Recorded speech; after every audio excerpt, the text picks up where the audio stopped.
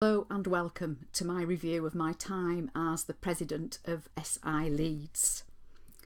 I thought I would structure the review of my time around the reasons why people become so optimists, and I think we here in Leeds have covered all of these areas.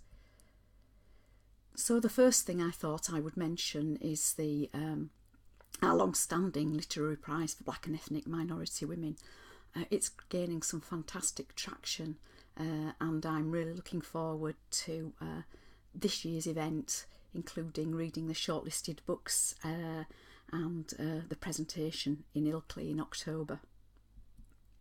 It's not all about art though, is it? It's about sport as well and keeping young girls fit and healthy. And we've been privileged through connections with Jenny to support Leeds ladies under 16s. We've bought them their practice kit, which they wear a lot more than their match day kit. They're doing really well at the moment, and last year they won the cup, which they brought in to show us. We've started a project this year which is really exciting, a 3-year project with an organisation called Pavilion, and they're running an art school for rebel girls. We've already been really pleased at the outputs from their very first workshop, and looking forward to the exhibition on the 11th of August this year. One of the things that we do regularly is support Leeds Women's Aid with presents for the women at Christmas. And last year was unbelievable with the amount of gifts that people had given to us to pass on to Leeds Women's Aid. Poor Margaret ended up having to take all of them home and then pass them on to Leeds Women's Aid. But I think we've managed it better this year in that we're inviting the organisation to talk to us on the day that we're doing the presents so they can take them home with them. The lovely little kittens there, they were socks that Kath bought, and I thought they looked absolutely fabulous and wouldn't have minded a pair, but we did the right thing and passed them on to Leeds Women's Aid. We've had some fantastic presentations this year about really all sorts of interesting things. Geraldine Clark here talking to us about growing points. We had a presentation about how to deal with people with dementia and being a dementia-friendly organisation. And we also heard from Candice, who talked to us. She's from Ashiana, and she talked to us about working with trafficked women. She came all the way from Sheffield. Brilliant young woman, really destined to go far, I think. And how do we contribute to these communities? Well, at the very least, we give them a contribution which helps them continue their work, but we also look to support them in other ways, occasionally by volunteering.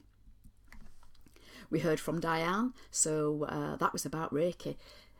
So there were a number of us who were quite in favour or believed in the healing power of hands, and there were others who, should I say, are slightly more sceptical. We also heard from Rose George, and it just goes to show what a small world it really is.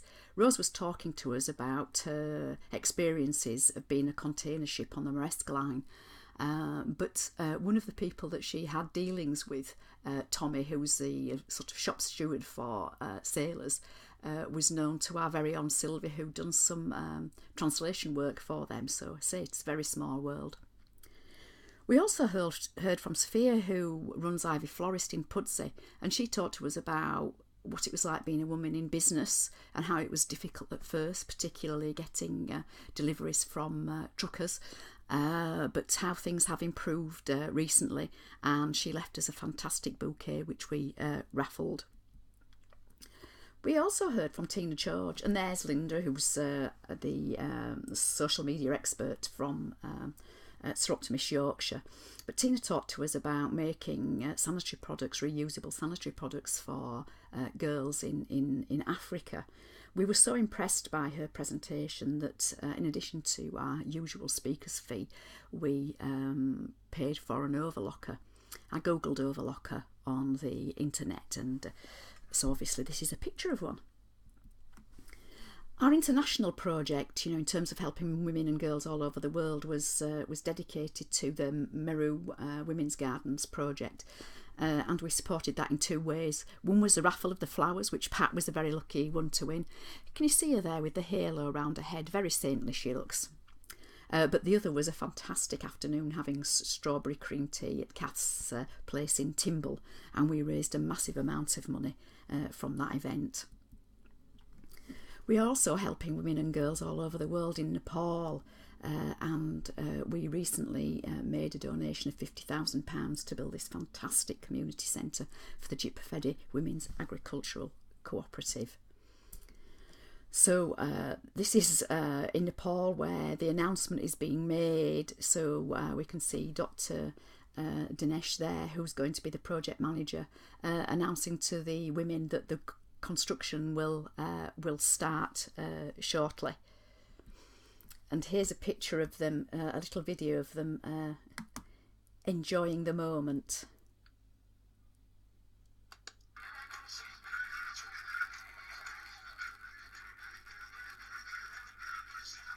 Great, isn't it? We also looked at, because it's not all about doing good things, which is really important. We also looked at, having fun and making friends. So these are some pictures from the cream tea. There were a few softies, I think, who actually had their cream tea on the inside, but the rest of us braved it outside. And in the bigger picture, you can just see the shoulder and hand of a young woman who just happens to be Kath's granddaughter, standing and holding the tent so that it doesn't blow away in the wind. We also had a quiz about the first women something or other, and I think a few people were disappointed they didn't score quite as many points as they thought, so some brushing up I think is needed. We also, for all of those who remember Bunty and Judy and the little cutouts at the back, had a little competition on dressing up the dolls, and Gillian won that with a fetching combination of purples and lilacs, I recall, but good fun was had by all. We were also crocheting at Easter and knitting for St Gemma's Hospice.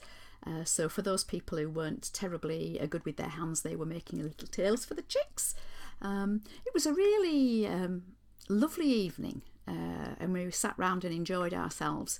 I did suggest as a result of this that we might start a quilting bee, but that was pooh-hooed, saying that we're not the Women's Institute. So this was a presentation about self-drive cars, and we answered a series of questions about, who should we run over first. It was all a bit horrific as well as amusing. But at the end of the day, I don't think any of us were inclined to buy a self-driving car. One of the new friends that we met was Alison, and she received a cheque from Maya, who'd left the club a bequest, and we decided to use that to make a contribution to conference expenses for the newest Sir Optimist attending conference. So in this case, that was Sharon, and she was going off to Bosnia a couple of days after her presentation. And there's our own Chris, who come to see us. She's been a couple of times this year, so that's really good. But with her is Jane Steele, who won one of the prizes for our very first literary event, and she was talking to us about the difference that entering that competition and being recognised had made to her. It was a very, very moving evening, and we really, really enjoyed it. We also decided we would have a night out. We didn't go very far. We only went to Wheatwood Hall, which is where we meet, obviously, on a regular basis. But most of us had pizza, and it was a jolly good evening, and I think something that we ought to repeat. Well, ladies, I think that's it. It's been absolutely great fun. I'm out of this seat now, and I'm going to hand over to Jenny. Thank you very much.